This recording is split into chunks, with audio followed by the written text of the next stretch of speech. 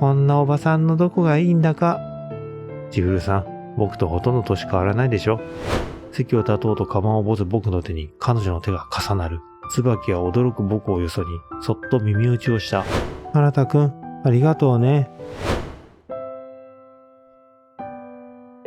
それでは行きましょう。よろしくお願いします。本日はこちらの、そして好きになる、やっていきたいと思います。では行きましょう。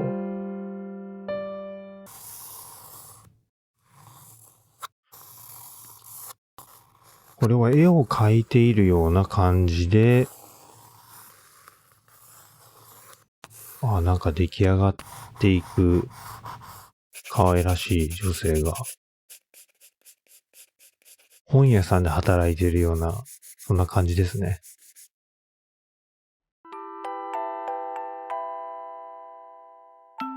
さあ、どんな話なんでしょうか。非常に楽しみですね。好きです。つい先ほど出会ったばかりの見ず知らずの女性に告白をしてしまった。どういうわけか、ある日を境にパタリと絵が描けなくなった。主人公は絵描きさんなのかな。で、今、街で出会った女性にすぐ告白をしてしまったという。だからおそらく男性ということでいいのかな。キャンバスを前に数分なるも、一向にいいアイデアが浮かぶ気配はない。とにかく描いてみるか。描き始めてみれば案外うまくいくかもしれない。そう思い筆に絵の具をつけたものの、キャンバスに触れる直前で僕の腕はピタリと止まってしまった。ダメだ。続きは明日にするか。僕は足早に画材を片付けると、友人と共同で借りている小さなアトリエを後にした。朝起きてからの数時間が最も効率よく脳が働く。つまり物事に没頭するのに最適な時間帯である。何かの本を読んで知って以来、講義前にアトリエによって絵を描くことが僕の日課になっていた。わざわざアトリエを借りてまでっていうところが、なんか本気を感じますよね。早起きをしたおかげで講義まで十分に時間はある。それにしてもどうして急に描けなくなってしまったのだろうか。幼い頃に絵を描き始めてから十数年、こんなことはただの一度もなかった。これがいわゆるスランプってやつなのかな。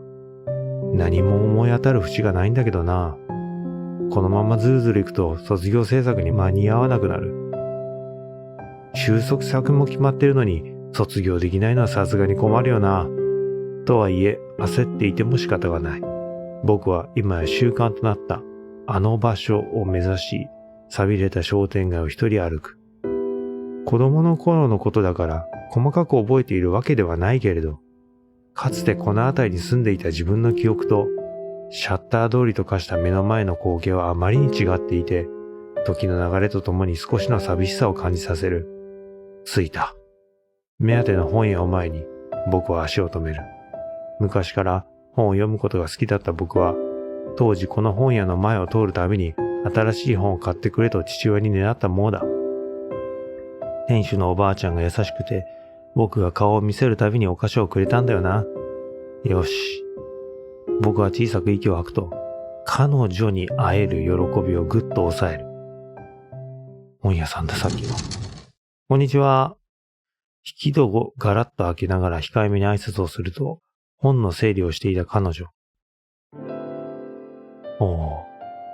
千古さんと目が合った。千古さん。あら、新田くん。いらっしゃい。所狭しと並ぶ本と本屋特有の匂い。棚から取り出した本の表紙を指でなぞる彼女。目の前の光景が尊く価値あるもののように感じられて、今この瞬間を事細かに記憶へ刻んでおきたいという、そんな不思議な衝動に駆られる。千古さん、今日も朝早いですね。新田くんこそ大学行かなくて大丈夫なの？もしかしてサボりかな？いえ、今日は2限目からなので。つい1月ほど前、気晴らしにふらっとこの本屋へ足を運んだ僕は、アルバイトとして働く彼女、藤原千古さんと出会った。すいません、仕事の邪魔でしたよね。平気。この時間帯に来るお客さん、新田くんくらいしかいないから。なんて言ったら、清美ちゃんに怒られちゃうか。あはは。清美さんというのはこの本屋の店主で、さっき言ってたおばあちゃんか。80歳を超えるおばあちゃんの名前だ。清美ちゃんに何か用事？ごめんね。彼女、体調があまり良くないみたいで、奥で寝てるの。そうなんですね。でも、今日は清美さんに会いに来たわけではないので。新しい本を買いに来たんだ。さすが大学生。勤勉だね。彼女は僕の真を知っていながらも、わざとらしくはぐらかしてみせる。僕の真を知っていながらも、それと同時に、彼女の口角がほんのわずかに上がった。まったく、困った子だね。僕が押し黙っていると、千古さんは少しだけ呆れたような声を出す。あなたくん、顔がいいから、女の子なんて選び放題でしょ。お世辞でも嬉しいです。同じ大学に通う女の子の方がキャピキャピしてて、可愛いんじゃない？キャピキャピって久しぶりに聞きました。こんなおばさんのどこがいいんだか。千古さん、僕とほとんど年変わらないでしょ。何言ってるのよ。前にも言ったでしょ。私は不老不死だから。新田くんの何倍も人生経験のある超お姉さんなんだよ。それこそ清美ちゃんが子供の頃から知っているくらいにね。年上がタイプなので平気です。年上って、新田くん守備範囲広すぎ。手強いなぁ。聡明で真面目そうで冗談なんて言わなそうな彼女のたった一つの冗談がこれだ。僕はどういうわけかこの自称不老不死の女性のことを好きになってしまったらしい。千古さんは彼女と話し込んでいるとポケットに入れている携帯電話が小さく振動した。慌てて携帯電話を取り出すと画面には友人の名前が表示されている。椿か。何の用事だろう。画面に表示された時刻が視界に入り込む。もうこんな時間？いつの間にか2限目の講義が始まる20分前まで差し迫っている。どうやら親切な友人が僕は遅刻しないよう連絡をしてくれたようだ。電話出なくて大丈夫？いや、電話は大丈夫なんですけど、急いで帰らないと講義に遅れそうです。それは大変だ。はい。それにしてはあまり焦ってないように見えるけど。いらっしゃいませ。引き戸のガラガラとした音とともに男性客が店内に入ってくる。他のお客さん来てたから私行くね。あなたくん、大学頑張って。彼女は僕に背を向け、その場を去ろうとする。千古さんは優しいから言わないのかもしれないけれど、こうして頻繁にここへ通うのは働いてる彼女からすればただの迷惑だよな。とはいえ、僕と彼女には接点が。僕も不老不死ってこと？僕は悩んだ挙句、大胆な提案を口にすることに決めた。千古さん。何？もし千古さんが嫌じゃなかったらなんですけど。なるほどね。それで絵のモデルになってくださいってお願いをしたわけだ。これが椿かな。やっぱり。いやー、いいね。青春だね。私にもそういうドラマチックな展開が来ないものかね。千古さんと本屋で別れた後、急いで大学へ走った僕は何とか講義に間に合うことができた。月曜日の午前は一つしか講義を入れていないことから、講義終わりはこうして友人の椿と教室で談笑し過ごすことが日課になっている。この大学の感じいいよね。椿ちゃんっていうこの可愛い女性がいて、で、この椅子がね、木でできてるじゃないですか。で、その後ろの座席の机と繋がっていて、段々畑みたいな感じで下がっていく感じ。これ大学の講義室っぽいよね。懐かしいですね。ドラマチックってそんな大げさな。いやいや、ドラマチックでしょうよ。子供の頃に通ってた本屋さんでたまたま出会ったお姉さんに一目惚れして、ナンパしてみたらまさかの OK だなんて。運命的じゃん。もう付き合っちゃいなよ。よかったな、この色男。椿が僕の背中をバシバシと力強く叩く。痛いな。僕はナンパも一目惚れもしてないよ。そのお姉さんを見てビビと来ちゃったんでしょ？どう考えても一目惚れでしょうが。確かに椿の言う通り彼女を見た瞬間、これまでの人生で体感したことはない、それこそ雷に打たれたような感覚はあった。ただそれがいわゆる一目惚れに当てはまるものだったかはよくわからない。椿はただ面白がってるだけでしょう。いやいや、祝福してるって。僕は彼女に絵のモデルを頼んだだけだから、絵描きだからね。僕も不老不死なんですではなかったね。付き合うとかはないよ。あくまでスランプを脱するいいきっかけになるかもしれないと思っての行動だから。詳細を話してしまうと今よりひどい質問攻めにあってしまいそうで、初対面で千古さんに告白したことは椿には隠している。椿が信用ならないとでも言いたげな表情で僕を見つめる。でも自分のアトリエに女の子を連れ込んで二人っきりになっちゃうわけでしょ？表現が悪いな。何も起こらないわけがない。何も起こらないよ。強いて言えば絵が完成するだけかな。彼女に絵のモデルを頼んだのは、あくまで彼女に告白をしたあの日の、あの瞬間の不思議な感覚の正体が知りたいから。いくら綺麗で美人で自分の好みの女性だからといって、彼女とどうこうなりたいなどというやましい気持ちは一切ない。全く持ってない。いい雰囲気に水を差すようなことを言って申し訳ないんだけど、あんまりのめり込まないようにね。あなたは優しいから友人代表としては悪い大人に騙されないか心配なんだよな。そのお姉さん、あなたと全く接点がない人なんでしょ？多分。いや、接点があるって言ってたよね。なんだろう。いい人かどうかよくわかんないじゃん。確かにそれはそうだね。気をつけるよ。というか、僕が優しいってどこが？思ってもみなかった評価をされ、僕は少しだけ驚く。優しい優しい。だってさ、私みたいなのとこんな風に会話してくれるんだもん。私が裏で何て言われてるかあなたも知ってるでしょ？大蛇だよ。山田のオロチ。椿とは大学入学後初めに受けた講義でたまたま隣の席になった間柄だ。以来こうして僕らは隣り合って講義を受けるようになったのだから、人と人とのつながりとはなんとも不思議なものだと思う。あれってどこまでが本当なの？興味あるんだ。思春期だね。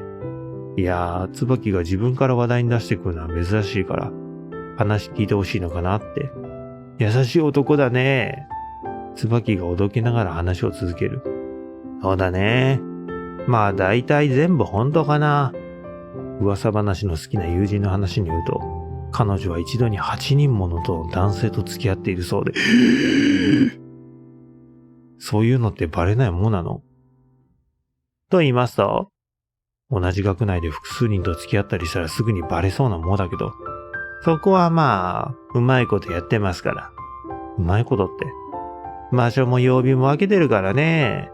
どういうこと？月曜日は高校の同級生。火曜日はバイト先の先輩。水曜日は海でナンパしてきた年上のサーファーで。木曜日は大学の今日。その辺で大丈夫。周りにまだ他の学生が残っていたことに気づいていた僕は慌てて彼女の口を塞いだ。椿の方こそ騙されないように気をつけなよ。心配してくれてるんだ。優しい。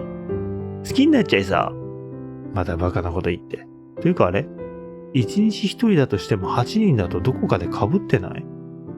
ああ、確かに。7日間だからな。僕の問いかけを聞いた椿がにやりと口角を上げる。あなただよ。え？僕？そう。あなたも含めて8人ってことにされてるの。椿と僕は学内で会話をする機会は多く、故に噂されてしまうことにも納得がいく。それはとんだ風評被害だな。でしょ？私と友達辞めたくなった？いや、それはない。おや、どうして？それはそれ、これはこれだろ。たった一つの事実だけです。彼女の全てが決まるわけではない。僕にとって彼女が親しい友人であることもまた紛れもない事実だ。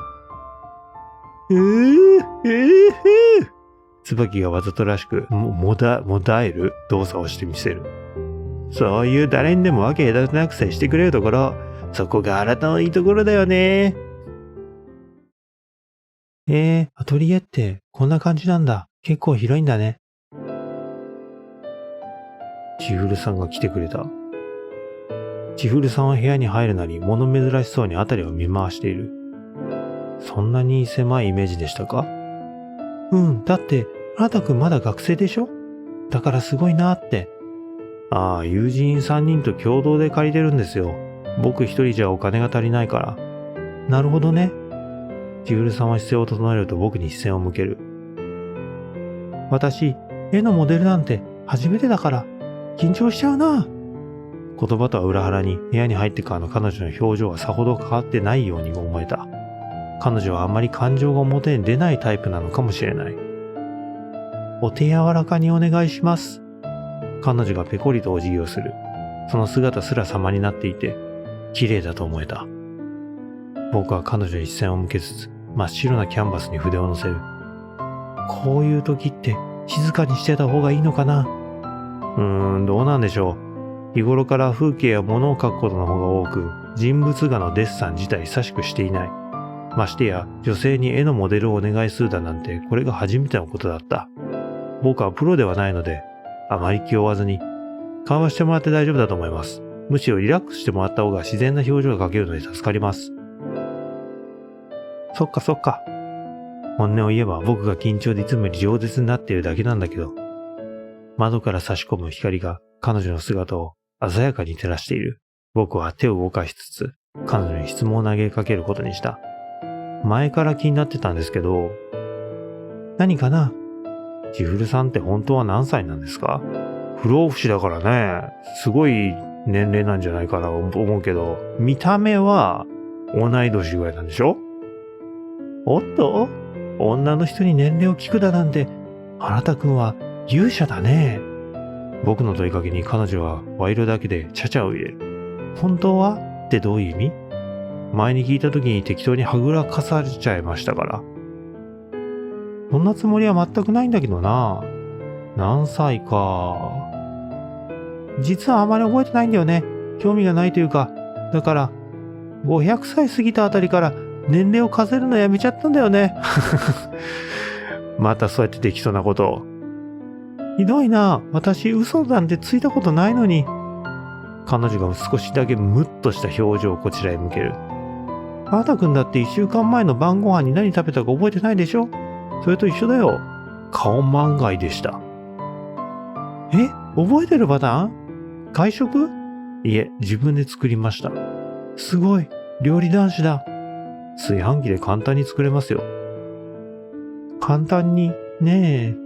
料理できる人はみんなそう言うんだよな。千古さん、自炊しないんですか？不老不死なのに。不老不死関係ないでしょ？しないなぁというか、私食事にもあまり執着がないんだよね。長いこと生きてるとさ、日常って本当に日常になっていくというか、一つ一つの出来事が印象に記憶に残らなくなっていっちゃうんだよ。その不老不死ってのはどういうことなんですかね？どうってそのままの意味だよ。ずっと年を取らないし、死ねないってことだよ。彼女は淡々と、ただ事実を述べるように動かす。その表情から嘘偽りを言っているようにはとても思えなかった。どういう感覚なんだろう。想像もできないな。自分の家族や友人が年を取っていく中で、自分一人だけは取り残されていく。なんというかその、不老不死って寂しいですね。ああ、すいません。平気。寂しいかって言われると、意外とそうでもないよ。良くも悪くも慣れちゃうからね。慣れですか？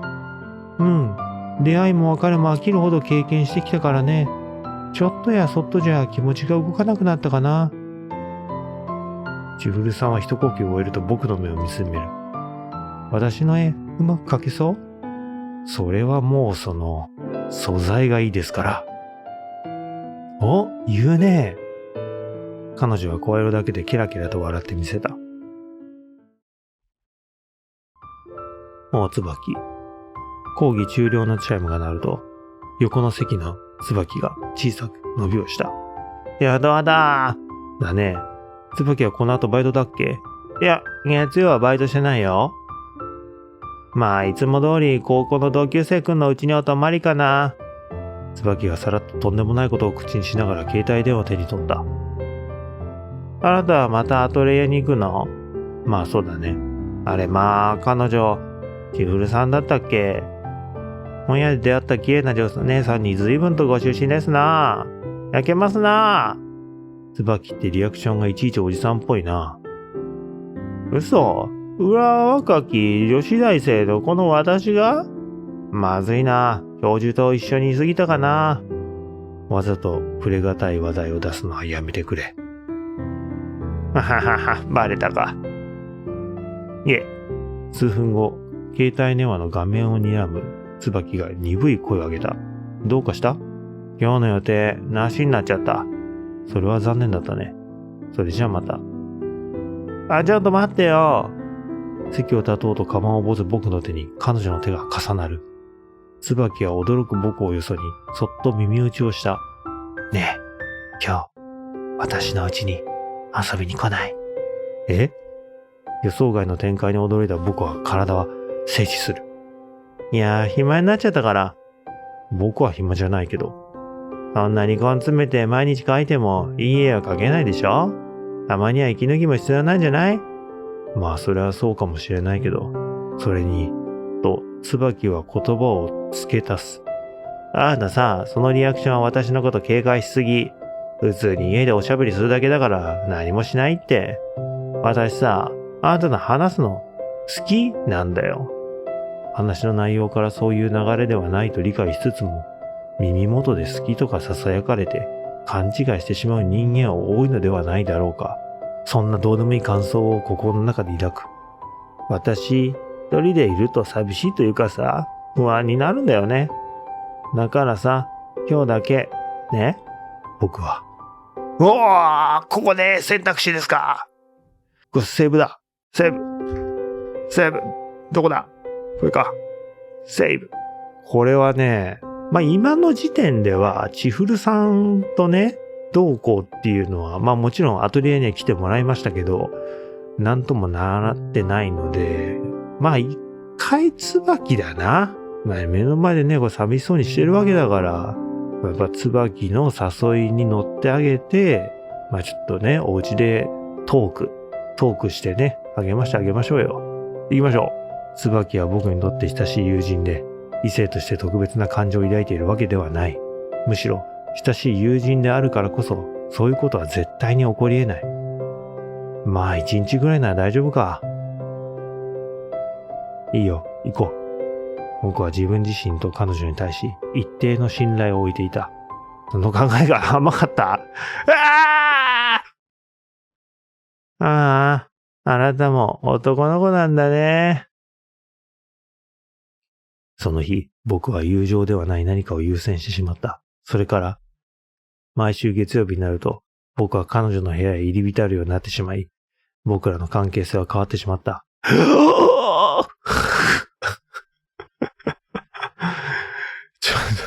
転落が早すぎる。バッドエンド。月曜日の男になっちゃったか。さあ、戻ってきました。やっぱね、人間、誘惑に弱いっていうのが一番ダメですよね。やっぱそういうの断ち切って進んでいかないといけないですよね。千古さんだけですよ。だから誘いには乗らない。いた。僕は椿の頭めがけ軽くチョップした。彼女はわざとらしく頭をさすると、むっとした表情のまま口を開く。いたたった、何も叩くことないじゃんか。ちょっとした冗談じゃんか。早くハニートラップに引っかかるところだった。ハニートラップ！オロチ、恐るべしだな。オロチ、言うなし。私は普通に家で遊びたかっただけなんだ。あなたスランプで困ってるって言ってたから、気晴らしになるかなって。それは気が回らず申し訳ない。いや、いいよ。椿は僕の手に無理やりカバンを持たせると、シャシと追い払うような仕草をしてみせる。こんな親切で優しい友人を放置するぐらい絵に夢中だってことだもんね。美大生、絵描きとしては最高のコンディションってことだ。さあ、行った。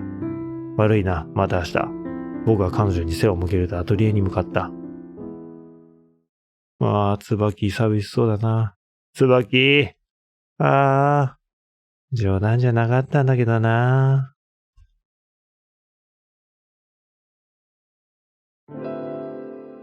千古さんはどうして僕の絵のモデルになってくれたんですか？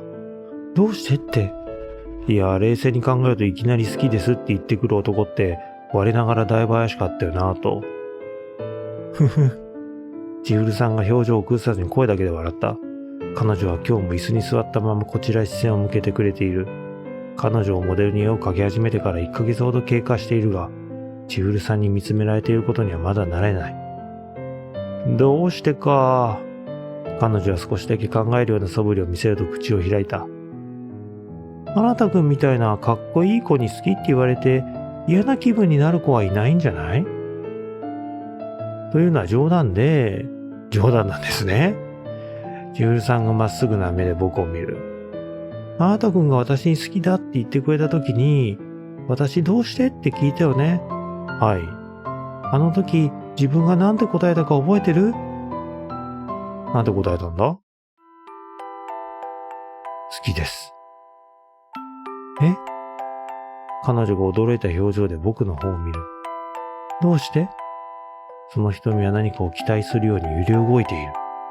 どうして？彼女の言葉を頭の中で復唱しながら、僕は自身が突拍子もない行動に出たその理由を考える。確かに目の前の彼女は背が高くスラッとしているし、服装も含め全体的に清楚な雰囲気を感じさせる。顔立ちも整っていてとても綺麗な絵になる人だと思う。端的に言えば彼女は自分の好みの女性だということだ。ただそれだけの理由でいきなり告白をするだなんて、そんな行動力、普段の自分にはない。どうしてなんでしょう。よくわかりません。そう。自分で告白したのに、わからないんだ。彼女は少しだけ困ったように笑った。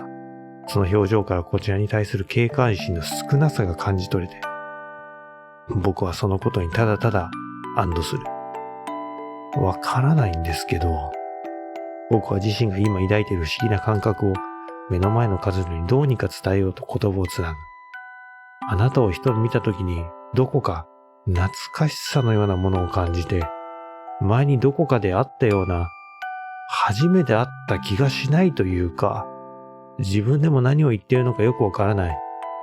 それに今は声をかけないと、自分の気持ちを伝えておかないと一生後悔するような、そんな気がしてしまって。すいません、うまく言葉にできなくて。彼女は僕が話し終えるのを待つと、優しく微笑んだ。大丈夫、ちゃんと伝わってるわよ。つまり君は私に興味があるわけだ。彼女の綺麗な瞳に見つめられ、僕は衝動的に口を開く。そうですね。あります。興味。体は熱を帯びていて心臓の音はどんどん速くなる。この不思議な感覚の正体が知りたい。その気持ちだけが今の自分を突き起こしていた。なるほどね。それなら私も同じかな。同じですか。私も君のことがすごく気になってる。お互いがあった気がするってことじゃあ。僕があの日の思い返し手を止めていると、新田くんが私のことを好きになってくれた理由が知りたかったから、だから絵のモデルを引き受けたんだよ。千古さんが初めて本屋へ出会った時と同じ瞳で僕の方を見た。まあそれに、私にはいくらでも時間があるからね。それでも僕の絵のために時間を割いてくれて本当に感謝してます。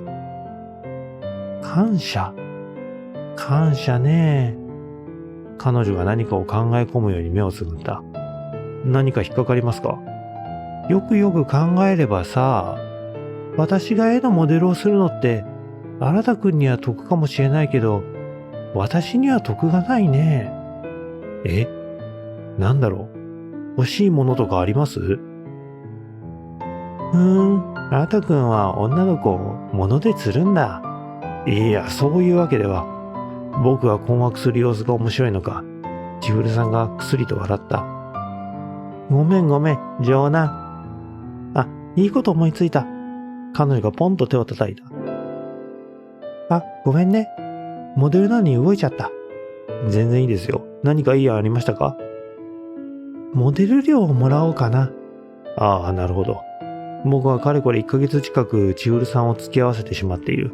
それゆえに彼女の要望は至極真っ当なものであると思った。僕は財布を取り出すと、伺うように口を開く。どのくらいですかね。相場はだいたい1時間で。あ、ごめん。千古さんが慌ててかぶりを振る。今すぐに欲しいってわけじゃないの。いつか新くんが有名になった時に、でいいよ。なるほど。出世払いということですね。それは助かります。ちなみに、料金は絵のサイズに応じて相談ってことで。サイズによって金額が変わるのはどうしてです？もしも僕はその絵を誰かに売ったとして売り値が高そうだからでしょうか？違うよ。サイズが大きければ大きいほど人の目に入りやすくなるし、自分の絵が大きく描かれてるのってなんていうかちょっと恥ずかしいじゃない。だからその分の料金。なるほど。まあそういうことだから頑張ってね、あなたくん。それから1時間ほど彼女は黙ったままモデルとして役割を全うしてくれていた。僕はある程度区切りがついたところで彼女に声をかける。ひとまず休憩にしましょうか。時に、あなたくん。千古さんが少しだけムッとした表情をして僕を指さす。実は、あまり絵を描くの順調じゃないでしょ。え？いや、そんなことは。ごまかさない。おっしゃる通りです。当初彼女の絵のモデルにすることで、僕はスランプから脱することができると考えていた。けれど実際は絵を描いては消す、描き直すの繰り返しで、ここ1ヶ月で僕の絵はほとんど進んでいなかった。ごめんね。うつむく僕に彼女が申し訳なさそうに声をかける。どうして千古さんが謝るんですか？だって私って表情にメリハリがないから、描いていても退屈でしょ？頼んだ手前断りづらいとかだったら全然気にしなくても。彼女が気落ちしていることに気づき、僕は慌ててかぶりを振る。いや。全然そんなことないです。これは自分の問題というか、今ちょっとスランプでして。スランプ？はい。前までは普通に描けたんですけど、ちょうど千古さんに会うあたりから絵が描けなくなってしまって、それで気晴らしに外に出たら、話をしながら僕はまたも大胆な提案を思いつく。千古さんがよかったらなんですけど、今度はなんだ？なるほど。そりゃデートだね。いや、ただの気晴らしだよ。いや、どう考えてもデートでしょうが。ついに本性を見せたな、このむっつりめ。おー、とうとう行くか。あなたくん、どうかした？先日の休み時間に椿にからかわれたことをぼんやり思い返していると、すぐ傍らに座る千古さんが僕の顔を覗き込んでいた。これ、美味しい。彼女は和菓子を口に含むと満足げにうなった。あなたくんとこうして外で会うのってなんか新鮮だね。そうですね。数日前勇気を振り絞った僕からのデートの誘いを千古さんは快く快諾してくれた。僕らは観光をひとしきり楽しんだ後に小さな和菓子屋で休憩をしていた。千古さんはなんというかすごく絵になるので、どこかに出かけて風景込みの姿を見たかったというか。つまりこの瞬間も新くんは私のことを絵のモデルとして見ているわけだ。まあそうなりますね。じゃあ気をつけて上品に食べないとだね。彼女は僕の目を見ながらくすりと笑ってみせる。すいません、外にいるのに絵の話ばっかりで。いいと思う。だってそれだけ絵を描くことが好きってことでしょ？あーたくんは子供の頃から絵を描いてるんだっけ？そうですね。どうして絵を描くようになったの？どうしてだったかな。改めて問われると明確なきっかけがあるわけではないように思える。小学生の頃学校の授業で描いた絵を親が褒めてくれて、もっと上手くなったらもっと褒めてくれるかなって、褒められたくて絵を描くって、我ながら現金な子供ですね。そんなことないんじゃないかな。自分の大切な人に笑顔になってほしいって理由もあったんじゃない？でもすごいね。子供の頃からずーっと絵を描いてるなんて、嫌になったりやめたいと思ったことはないの？嫌になったことですか。考えたこともなかったな。そうなんだ。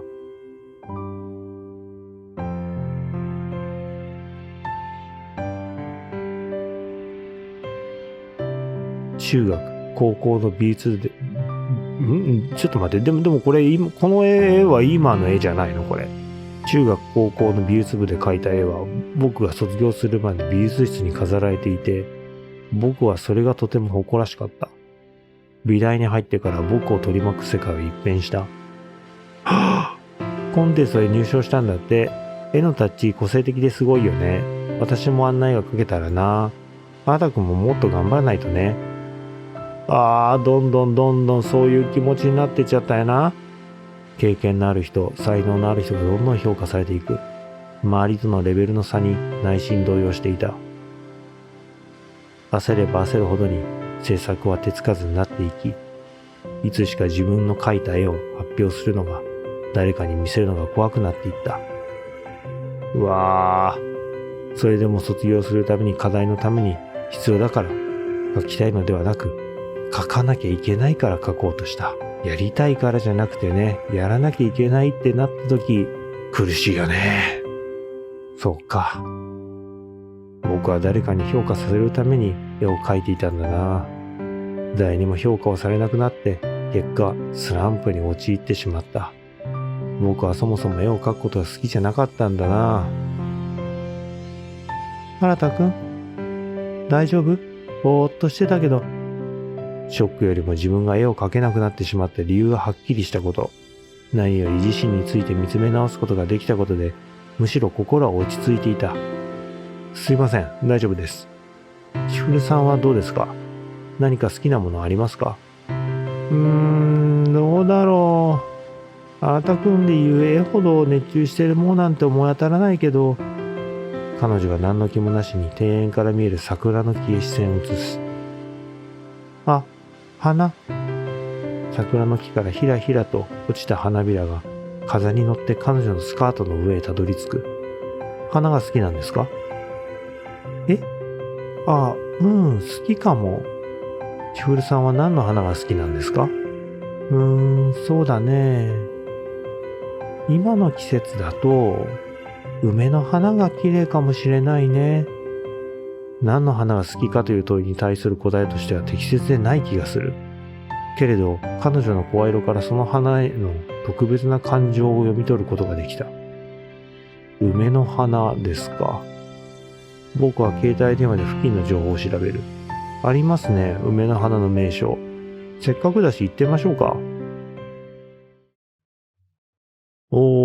本当に名所って感じだね。すごい。綺麗だね。そうですね。僕ら死のバスを乗り継いで梅の名所に足を運んでいた。境内は十数を超える種類の梅で取り囲まれていて、一面が赤で彩られている。懐かしいな。彼女は僕の存在なんて忘れてしまったかのように、梅の花を見つめながらぽつりとつぶやいた。僕はそんな彼女の姿に目を奪われていた。愛おしそうに、けれどどこか悲しそうに梅の花を見る彼女のことを忘れないように形に残したいと思った。今すぐにでもアトリエに帰って絵が描きたいと、彼女の今を、この瞬間を切り取りたくなった。これ、君が描いたの？え？千古さんによく似た声で話しかけられたような気がし、彼女の方を見るも、彼女は変わらず梅の花に視線を向けている。あ、これ、君が描いたの？綺麗だね。クラスメートにくしゃくしゃにされた僕の絵を丁寧に広げながらその人は微笑んでいる。本当にそう思う？こんなに素敵な絵、きっと私には描けないもの。でも絵ばっかり描いて気持ち悪いって同じクラスの子が、そんなこと言われちゃったんだ。その子、きっと君のことが羨ましいんだね。羨ましい？自分にないものを持っている君のことが羨ましいんだよ。だからこうやって意地悪をしてごまかそうとしてるんじゃないかな。私は君の絵が好きだよ。私だけじゃない。きっと君の絵を好きになってくれる人はたくさんいる。だから、君はこのままでいいと思う。幼い頃の僕の絵を褒めてくれたその人のこと。僕はきっと好きになったのだろう。千古さんじゃないのこれ。彼女が僕の前から姿を消すまでの間、僕は毎日のように彼女に自分の絵を見せるようになっていた。今思えば、あれがきっと僕の初恋だったのだろう。そうか。僕は幼い頃に千古さんに会ってたんだな。道理で初対面のような気がしないわけだ。千古さん、僕思い出しましたよ。実は子供の頃に、千古さん？本当に綺麗。まるであの頃に戻ったみたい。本当に不老不死なんだ。梅の木からこぼれ落ちる花びらが、その人の体を覆い尽くしていく。私は木崩れも気にせずその場に倒れ込むと、彼の赤く染まった手を握る。どうしてこんなことに。自分の価値が父の権威を維持するためだけにあること。身分違いの恋など許されるような時代ではないこと。すべて理解しているつもりだった。それでも、互いを思い合っているのに、ただ一緒にいられるのなら、それだけで十分なのに、そんな些細な幸せすらも私には許されないのですか？私はあなたが好きだと言ったこの梅の花を含め、今ここにあるものすべてが憎いです。いけません。人を、この景色を恨んではいけませんよ。あなたには笑顔でいてほしい。それにあなたはきっと大丈夫。あなたなら私がいなくても今を立派に生き抜いていける。こんな時でさえあなたは誰を憎むこともなく私の心配をしてくれている。あなたがいなくなった後の世界になど何の価値も未練もございません。私もあなたと同じところへ行きます。あなたは生きてください。生きて待っていてください。待つ？きっといつかまた巡り会える。だからその時まで待っていてください。あなたの手から力が抜けていく。私に微笑みかけたまま冷たくなっていくあなたと、あなたが最後に残した言葉。目の前の光景が呪いのように体にこびりついて、私は未だにこの世界に留まり続けている。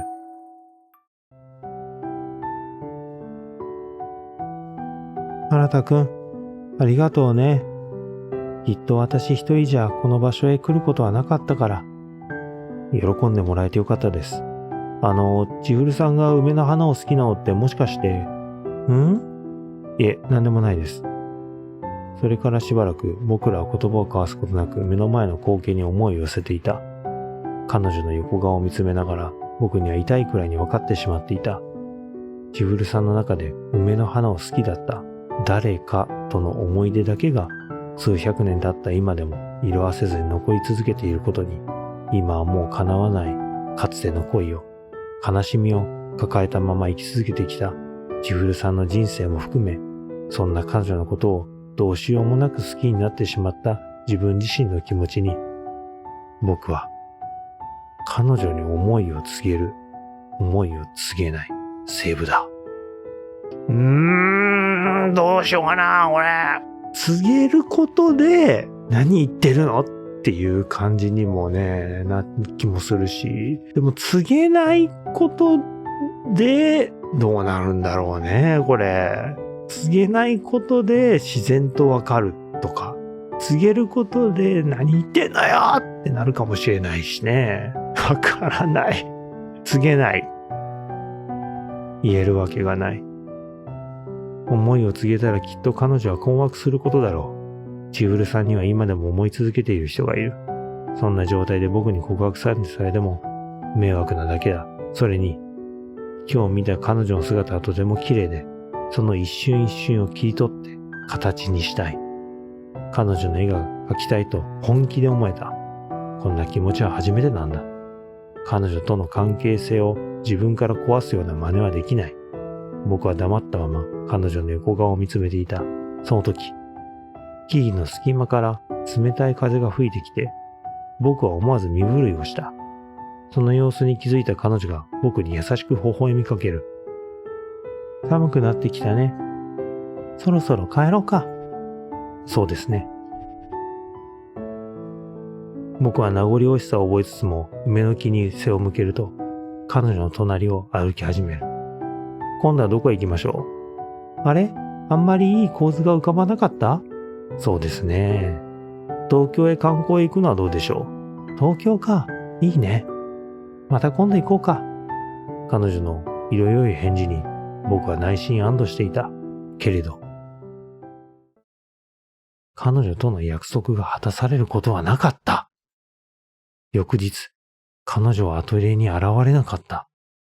嫌な胸騒ぎを感じた僕は彼女と再会した本へ訪れた。そしたら、そんな、どうして？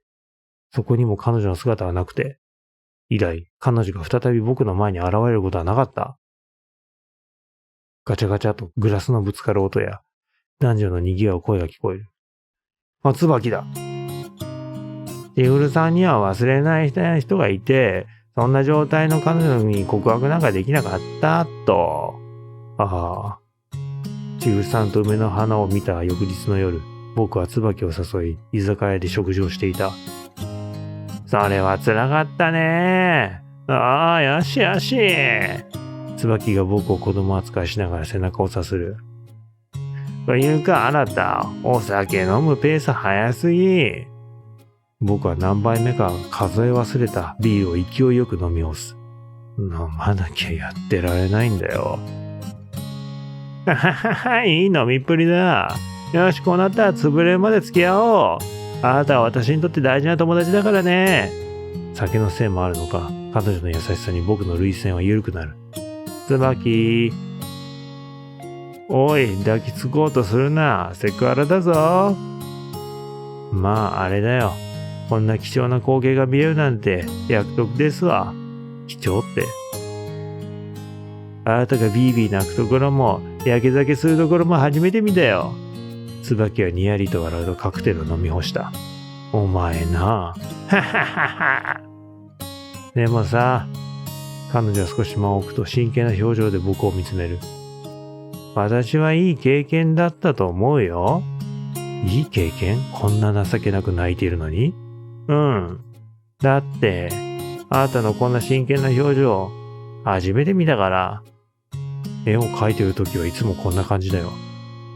きっとそんなことないよ。彼女は優しい表情のまま、かぶりを振る。あなたってさ、誰に対しても何に対しても分け隔てなくて、私はそれがあなたのいいところだと思ってるのね。でもそれって見ようによってはちょっとだけ寂しいよね。私、あなたが絵を描いてる姿を何度か目にしたことがあるけれど、全然楽しそうに見えなかったもん。そうなのか。椿の言う通りなのかもしれない。最初は楽しくて始めたはずの絵も、習慣化していくうちに描くことに対する情熱が薄れていった気がする。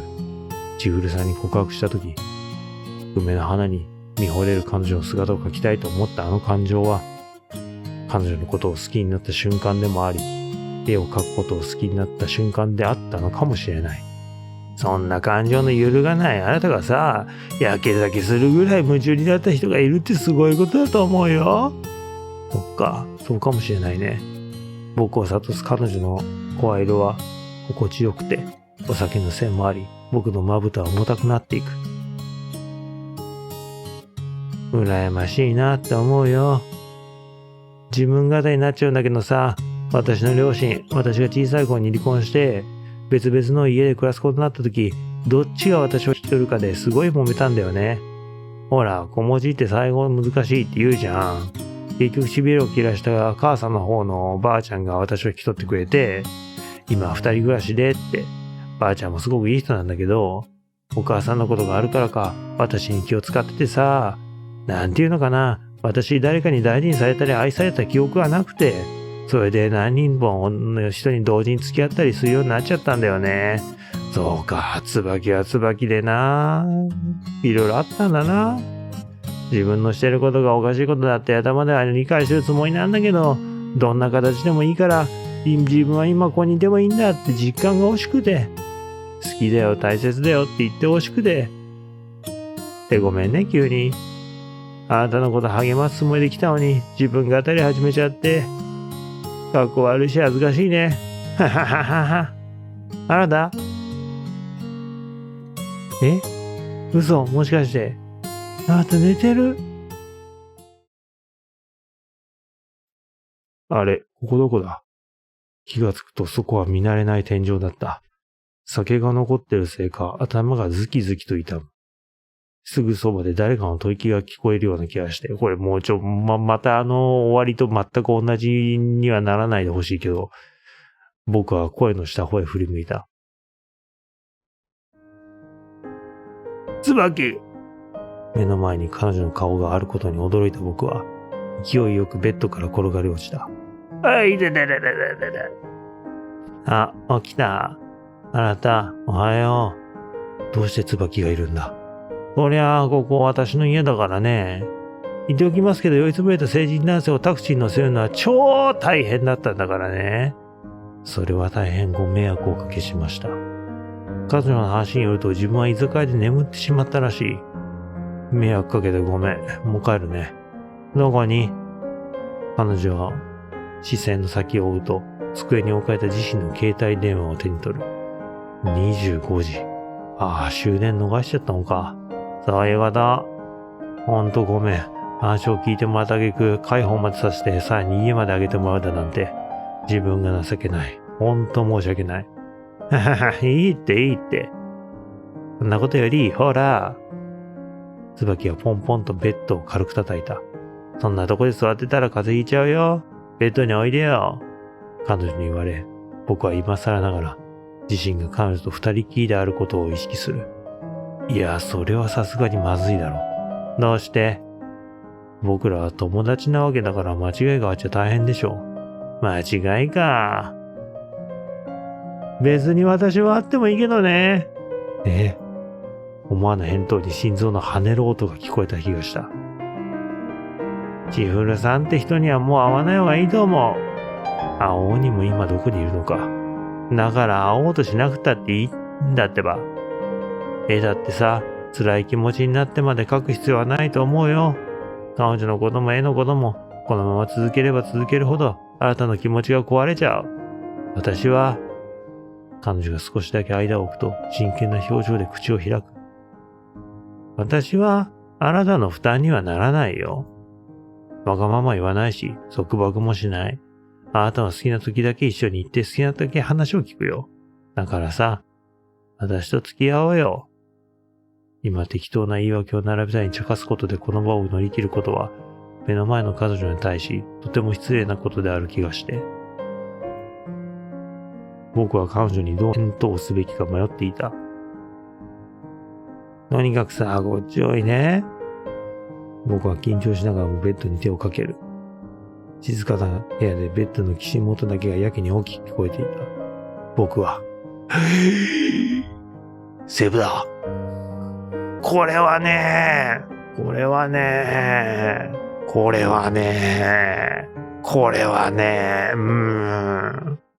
あらだ、こっちこっち。ごめん、遅くなった。平気だよ。私も今来たとこだから、あなたと付き合うようになって3年が経過したある日、私は会に呼び出され、小さなカフェに訪れていた。なんか珍しいね、カフェなんて。日の当たる窓際の席で二人向かい合って座る。確かに普段は椿の家か映画に行ったりってのが大半だからね。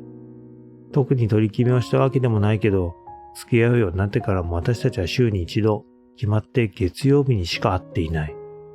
私は今、とある企業でデザイナーとして働いていて、あなたは、絵とは無関係の営業の仕事をしている。仕事は順調？新人だった頃に比べると自分の案が通るようになったかな。それはよかった。あなたは？まあ、ぼちぼちかな。ぼちぼちか。そっかそっか。いつになく弾みのない会話と彼の緊張気味な表情に、私は彼が私を呼び出した理由をなんとなく察してしまい、動揺を隠すようにコーヒーを口に含んだ。数分の後に、彼が軽く深呼吸すると口を開いた。あのさ、一緒に暮らさない？彼は私の反応を待つことなく、勢いに任して自身の気持ちを伝える。今よりも長い時間一緒にいたいと思って。だって今月曜日しか会ってないんだもんね。もちろん、ただ同棲をしたいってだけじゃなくて、将来的なこともちゃんと視野に入れてるっていうか。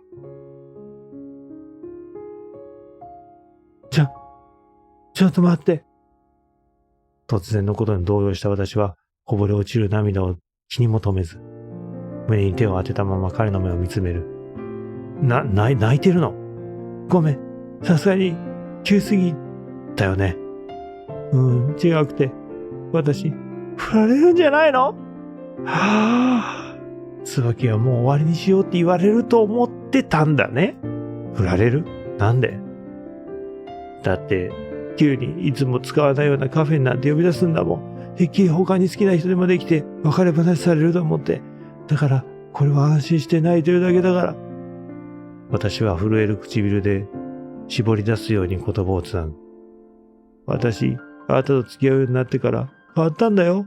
前みたいなこともやってないし、月曜日にしか会わないのも重たいって思われたくないからで、自分だけが本気だったら、後で辛い気持ちになるから。でも、本当は毎日だって会いたいって思ってて、それで、全部嘘だって思われるかもしれないけど、思わないよ。私、あんなことばっかりしてきたのに、それでもいいの？いいよ。というか、椿のしてきたことなんて普通なんだと思う。どう考えても普通なわけないでしょ。彼が柔らかい表情で私を見つめ返す。普通だよ。誰にだって人に言えないことの一つや二つぐらいあるよ。僕にだってある。あなたの場合はどうせしょうもない内容でしょ。ひどいな。それにさ、過去に誰か別の人と恋愛してたとか、好きなこととは違う仕事をして生活をしているとか、それって結構普通のことなんだと思う。僕はそんな人生の中で一番大事にしたいと思ったことを、一番大切だと思った人を幸せにしたいと思う。今この場所で起きている出来事も、世間から見ればありきたりで普通のことなのかもしれない。それでも、ありがとう。私もあなたを幸せにしたい。あなたと幸せになりたい。私は目の前にいる大好きな人の笑顔を、彼の言葉を忘れずに大切にしていきたいと思った。ノーマルエンド、普通の幸せ。いやー、ちょっとこれはこれで、椿がね、いい方向に行って、あなたもね、新しい道に踏み出せたっていう意味では、いいエンドだったんじゃないのかなと思います。お幸せに。さあ、ここの選択肢で、悩みに悩んだ結果、勝手にですね、手が上に行きました。今回はこの下の方、行きたいと思います。僕は彼女に背を向けると、口を開いた。椿、僕は、ごめん、私酔っ払って変なテンションになってるかも。今の忘れて。彼女は僕に背を向けると小さく息を吸い込んだ。恥ずかしい。ほんと恥ずかしい。椿の声は少しだけ震えているような気がした。翌朝、目が覚めると椿はすでにどこかへ出かけているようだった。僕は身支度を整えると彼女の残した書き置きに従い鍵をポストに入れ、部屋を後にした。それから。僕は千古さんとの日々を何度も夢で見るようになった。あの日、思いを告げていればよかった。そうすれば彼女とずっと一緒にいられたのに、また絵が描けるようになったのかもしれないのに、起きている間も僕の頭の中は彼女のことでいっぱいだった。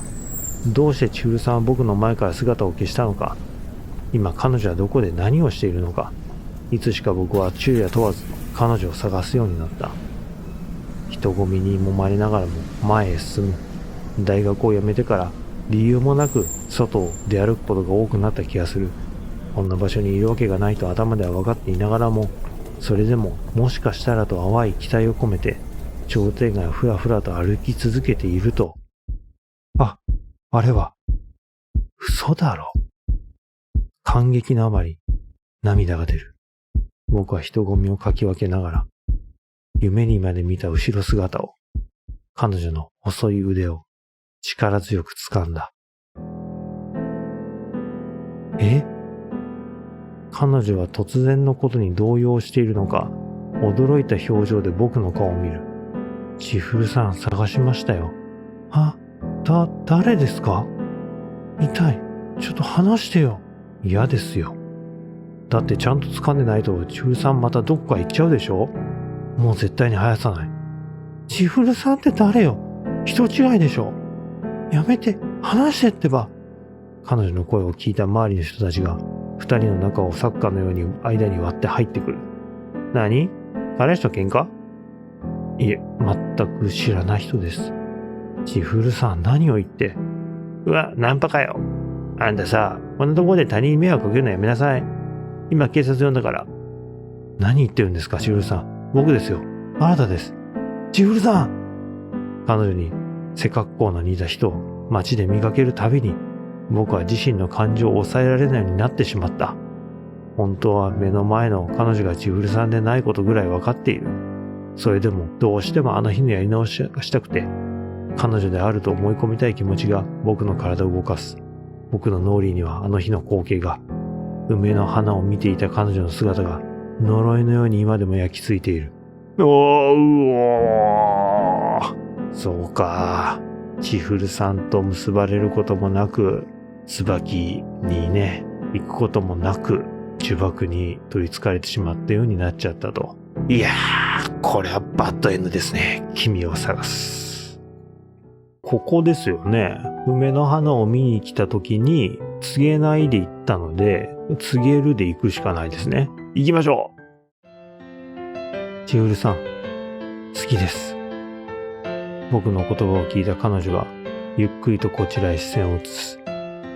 どうして？僕の両親、共働きで子供の頃は一人でいることが多かったんですけど、一人でいると危ないからって、千古さんが何度か遊んでくれたことがあったんです。記憶の中の彼女はおとなしくて大人で、僕の憧れの存在だった。まさか初恋の人に再会するだなんて、こんな偶然あるんですね。そっか、そんなことがあったんだね。それで、新くんはあの日、本屋で私に告白をしてくれたわけだ。ごめんね、私全然覚えてなくて。平気です。僕も今思い出しましたから。ああ、でも、僕が今あなたのことを好きだと言ったのは、千古さんが初恋の人だからじゃなくて、今目の前にいるあなたのことが、この梅の花の景色も含めて全部好きだと思ったからです。そっか、ありがとう。ごめんね。断られることなんて最初から分かっていた。それでも今の自分の気持ちをどうしても彼女に伝えたいと思った。あの人、私に言ったのよ。ずっと待っていてほしいって。いつかまた会えるからって。だから私その言葉を信じて何百年も待ち続けているの。もうその人の顔すら思い出せないくらい時間が経ってしまったのに、あの人の言葉が鎖みたいになって私を生かし続けている。僕は黙って彼女の話を聞いていた。新くんに本屋で会った時にね、もしかしたらって思ったの。もしかしたら君はあの人の生まれ変わりなんじゃないかって。バカなこと言ってるって思うでしょ？でも、あの日、私に告白してきてくれた君を見て、そう思っちゃったんだよ。運命なんじゃないかって。だから、絵のモデルになったんだよ。私、いろいろな国を転々としているんだけどさ、それもどこかにあの人がいるんじゃないかって期待しているからで。ごめんね。私自分のことばっかりで。私はさ、君の恋を利用してたんだよ。嘘ばっかりで。最低だね。やっぱり違ったんだね。新くんは新くんだもんね。君は絵を描くことが大好きな優しくて素敵な人で、きっとこれからもたくさんいい絵を描いて、君の絵を見たたくさんの人たちを幸せにしてあげるんだろうね。新くん、こんな私のことを好きになってくれてありがとう。それから僕らは言葉を交わすことなく別々に帰路に着いた。できることならば最後の瞬間まで彼女の姿を脳裏に焼き付けておきたかったけれど、別れ際の彼女の表情は涙でよく見えなかった。翌日。目が覚めると僕はいつものようにアトリエに足を運ぶ。なんとなくそんな気はしていたけど、約束の時間になっても千古さんがアトリエに現れることはなかった。きっと本屋にもいないんだろうな。千古さんが僕と親しくしていた理由を考えれば、彼女が今この場にいないことにも納得がいく。彼女はきっとその人を探してどこかへ旅立ったのだろう。僕は椅子に座ると白いキャンバスに向かう。脳裏には昨日見た彼女の姿が浮かんでいる。好きな人に振られた翌日に絵を描きたいと思うだなんて。なんだかんだ言って好きなんだな。ははは。よし、描くか。独り言をつぶやきながら丁寧に筆を滑らせていく。順調な滑り出しに心が躍る。こんな気持ちになるのはもしかしたら初めてかもしれない。瞳からこぼれ落ちる涙が描き始めたばかりの絵を濡らす。それでも筆を滑らせ続ける。くそ、ダメだ。きっと僕と彼女が再会することはないのだろう。ああ、やっぱり悔しいな。好きだったもんな。僕は彼女と出会えたことで、絵を描くことを、自分以外の誰かのことを、生まれて初めて心から好きになれたような気がしていた。そして、好きになる。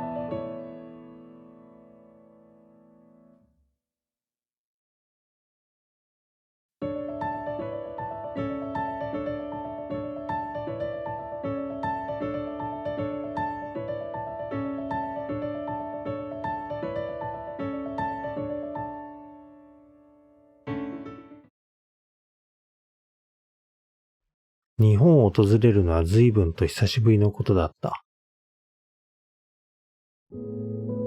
時間という概念から外れた私が、その日々を正確に把握することは難しいが、私がこの土地を去ってから生まれた命がその生涯を終える程度には、時間が過ぎ去ってしまったのだろうと思う。本や絵画のような変わらずに残り続けていくものを好む私は、古い友人のつてで、とあるアートギャラリーへ足を運んでいた。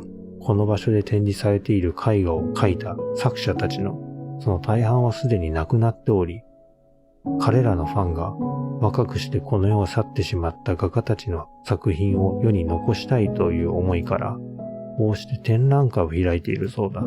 私は長い時間をかけて作品一つ一つにゆっくりと目を通す。この場所には彼らの伝えたかった思いが、情熱が集約されている。このたった一枚の絵を完成させるのに、一体どれだけの時間を費やしたのだろうか。彼らの過ごした日々の素晴らしさを肌で感じながら、彼らに比べ私の日々はなんと無意味なものなのだろう。一体私はいつまでこのままなのだろうか。こんなにも生きながらえて何を待っているのだろう。私は自問自答を繰り返しながら歩みを進める。するとその時、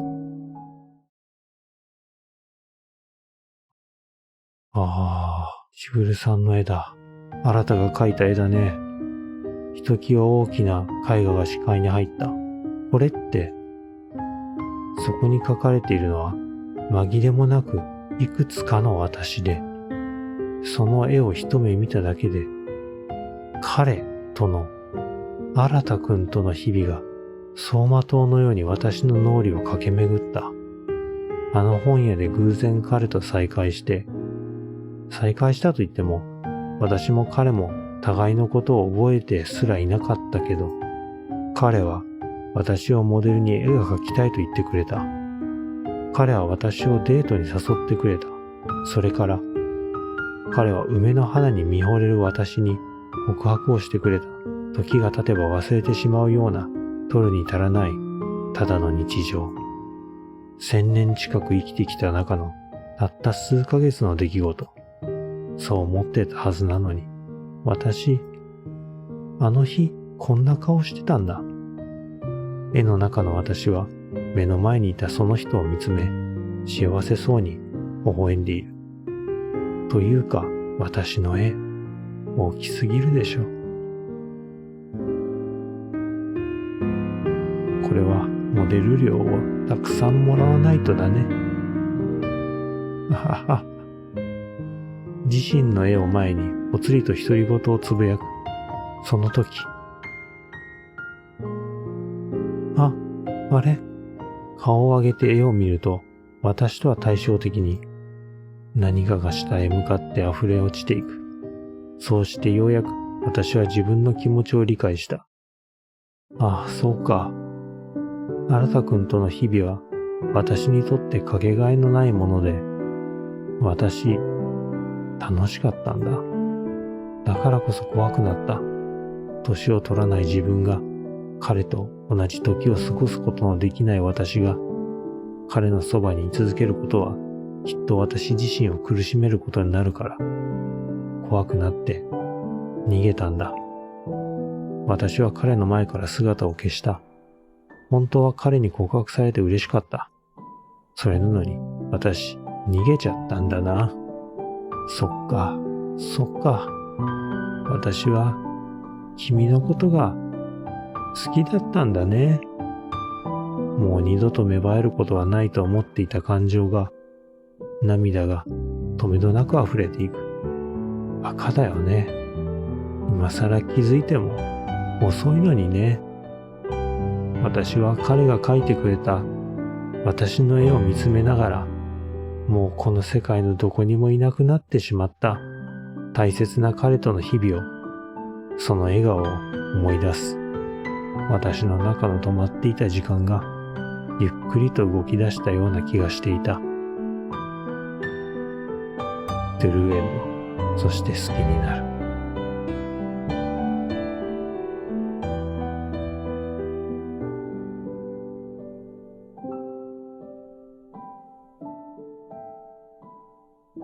いやー、彼女が実際に新たの前を去った後に、新たは絵を完成させたので、彼女との約束を、覚えてたんでしょうね。大きい絵の方がっていう話があったので、モデル料を払うつもりで、それに気づくことができて、彼女の中の時が動き始めたんじゃないかなと思います。いやー、そう思うと言葉にならないですね。今回ですね、こちらのゲーム、そして好きになるノベルゲームというものを本格的なものをやらせてもらったんですけれども、作者様がですね、ニケ様なんですけれども、この方のノベルゲームは他の作品もいろいろな実況動画等で見させてもらっていて、も本当にすごいもう感動するものがたくさんあるのを知っていたので、このような形で私自身が知らない話をですね、やらせていただきました。この感動が見ている方にも伝わっていたら嬉しいなと思います。いつかまた巡り合った二人はお互いの約束を思い出して会話を弾ませることでしょう。